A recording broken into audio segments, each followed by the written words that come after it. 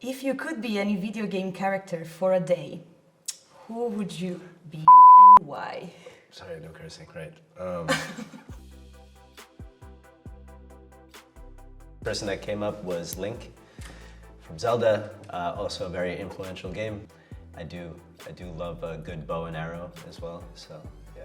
What is your favorite game soundtrack of all time? Obvious answer is Dark Souls. For those that don't know Dark Souls, it's a brutal game, and not many can last playing this without throwing their screen. What was the game that made you fall in love with the gaming? Okay, so this is an extremely easy question for me. I've said this many times to people. It's Final Fantasy VII by Square Enix. I was around 10 or 11 when it came out. Yeah, I played the game, even though about 60% of it I couldn't really understand. This game just taught me how intricate a video game can be, how many feelings it can push you to have. Compared to other mediums that I was into, but from reading and from movies or TV shows, like games really gave me that. I saw how much I can experience and influence the storyline, and that was, yeah, little AJ was very, yeah, impacted from that. What's your favorite aspect of gaming culture? It's a very, very open and welcoming community. So in a way, it's like with music, right? So you can say you're into music, but then if you're into a genre or another, you may really dislike things that the other person likes, but at the same time you share the same passion, and in a way every time you can really connect with someone just by knowing that they also like games. And this also reflects in the gaming industry, I feel like, because most people are gamers. So it's easy to find each other closer, even just by this reason. And yeah, I feel like it's interesting. Even if we all play different things, we all feel very tied together because of it. So, if you could erase your memory of playing one game just to experience it again for the first time, which one would it be? That's also pretty messed up. I mean, it's tough because what was the first question was what was the game that made me fall in love with gaming? And I would like to fall in love over and over again. So yeah, I would choose Final Fantasy VII again, just because that impact that I had. I would love to re-experience something like this. It's so like engraved in my body, in my bones. What's your go-to comfort game after a long day? It's funny because my comfort games are not comfort games at all. As we heard before, she likes the pain of certain yeah, games. I kind of like that. Yeah.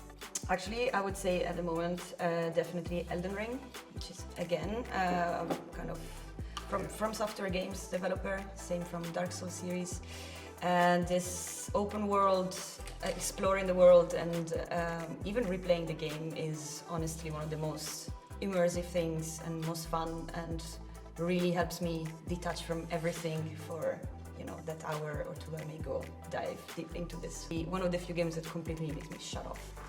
What's the most overused trope in video games that you wish would disappear? Trope? Trope.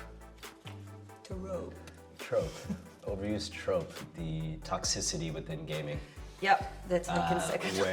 Yeah, because these days, especially with esports and like games like League of Legends and things like this, the toxicity is just like skyrocketed. And yes, also a big thing is the kind of gender norms of characters and how they place certain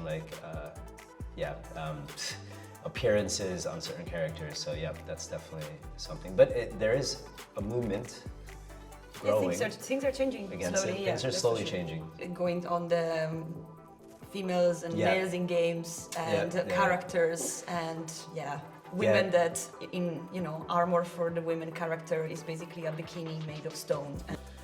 What's your ultimate gaming goal or dream project? Professionally, actually what we're doing is quite close to a kind of a dream situation of being part of the whole community and industry and bringing it together and getting to know of it. Obviously we're starting, so the dream would be to make it always better and to get even more into it.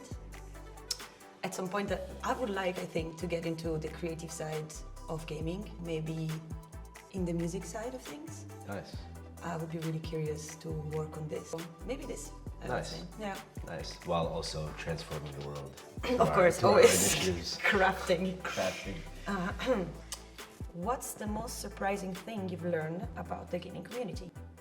Thought it was impossible to find any sort of career in the gaming industry.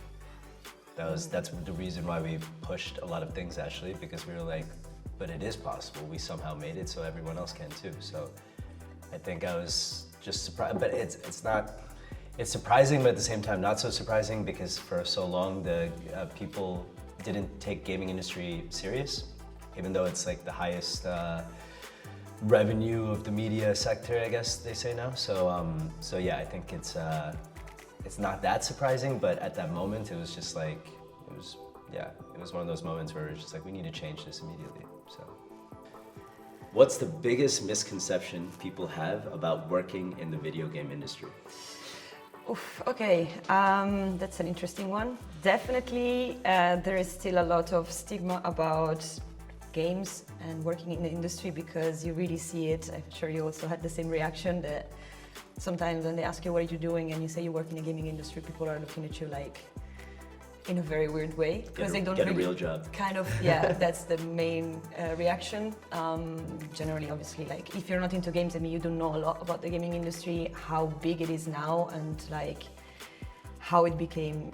It's basically the biggest entertainment industry in the world. And the moment you start to say these things, people are like, oh, wait a minute. So it's not just like It's not nerds just in Call a of Duty yeah, shooting. exactly, or kids. Also, this I think misconception is that gaming and the gaming industry is only directed to kids, while now the age average of players is like around 30 something, I think, 34. Something like that. So most players are adults. How do you navigate the challenges of work-life balance? Sorry.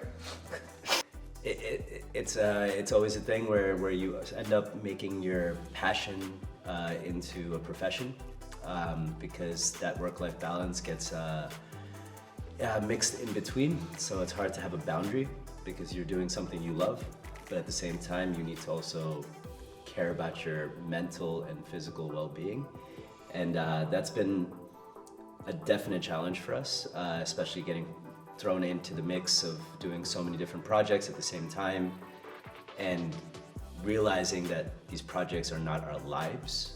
And although they still feel like that, of course, but it's we've learned as a team to just watch out for each other and remind each other, like, hey, take a break, let's not talk about stuff like this. We're at a park having a barbecue, no talk. Don't be afraid to tell them that you're overworked. I think that's the best thing, right? Surrounding yourself with people that realize that and care about that, and don't want you to do, we call it crunch time, right? To work late nights and things like this. Just push yourself for breaks, push yourself for vacations. It's important you get back to a healthy lifestyle if you balance it out. But we're still learning, so by no means we are experts in that.